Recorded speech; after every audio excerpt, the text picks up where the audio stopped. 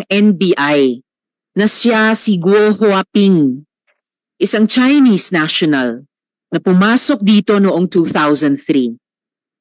Ibig sabihin, humarap siya sa atin sa Senado at tahasang nagsinungaling. Ibig sabihin, humarap siya sa mamamayan ng Bamban at tahasang nagsinungaling. Kahit anong pagpapakyut niya, hindi matatanggal ang katotohanan ito.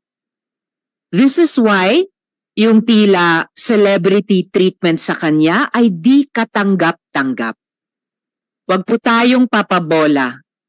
Huwag po tayong magpauto. Friends, I am proud to say that our hearings have made significant progress.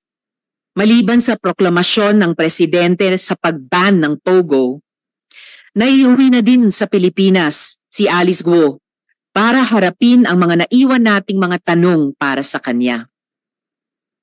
Sa gitna ng malawakang public interest sa tinatawag nilang Senetflix na ito, huwag nating kalimutan na ang pangunahin nating layunin ay ang pagpapaganda ng ating mga batas at polisiya.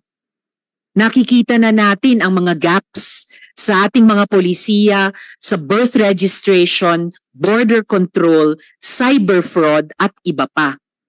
We need to make sure our hearings achieve this purpose. Otherwise, all our efforts will be for naught. Hindi ko na po ito patatagalin pa. I will ask my colleagues if they have opening statements at pagkatapos niyan,